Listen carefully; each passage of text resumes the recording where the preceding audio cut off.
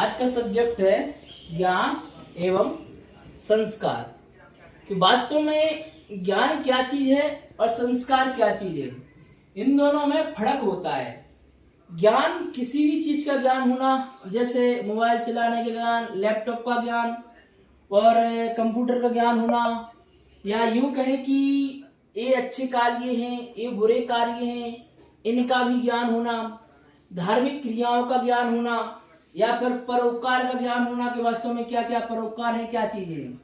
और संस्कार, संस्कार वही चीज है जो परिभाषित करता है कि वास्तव में ज्ञान होने के बाद सही उपयोग किया जा रहा है या नहीं किया जा रहा है। अच्छे संस्कार, बुरे संस्कार।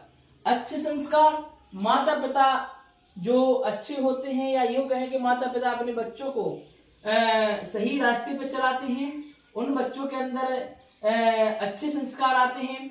और साथ साथ में गुरुजन जो होते हैं, आजकल देखते हैं कि अलग अलग स्कूलों में कई जो टीचर आदि भी होते हैं तो वो भी व्यसन आदि में पड़ जाते हैं, या सिगरेट पीना या फिर गुटखा खाना। और कई बार टीचर लोग भी बच्चों के सामने गुटखे आदि खाने लगते हैं, तो वो बच्चा जब जज करता है तो वो गलत हो जाता है। तो हमें अगर चलाना है सभी बच्चों को तो गुरुजन और माता पिता को विशेष ध्यान देना होता है कि अच्छे संस्कार डाले जाएं।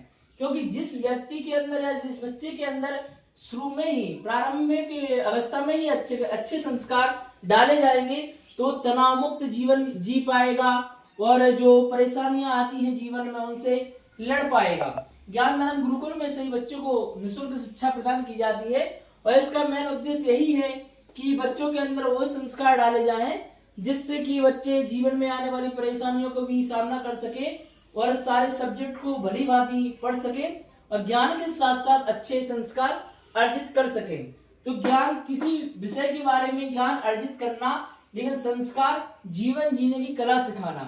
ज्ञान के साथ साथ संस्कार का होना बहुत जरूरी है, तभी जीवन सफल बनवाता है। तो आप सभी से निवेदन यही है कि सभी माता पिता ध्यान दें बच्चों पर, और समस्त गुरुजन जो अलग अलग स्कूल में हैं अपनी सेवाएं दे रहे हैं, बड़े मेहनत से बच्चों को पढ़ा रहे हैं, तो बच्चे अच्छे बने और भारत देश के काम आए, ऐसी मनोभावना। और साथ में बच्चों को भी ध्यान देना जरूरत है कि अगर अच्छा जीवन जीना है तो वास्तव में किस प्रकार से शिक्षा ग्रहण करनी है, क्योंकि आज का समय आलस पने का नहीं रहा है। जो व्यक्ति जितनी ज्यादा मेहनत करेगा उतना ज्यादा आगे जाएगा। सभी को सादर नमस्कार, ध्यान से इसको समझें।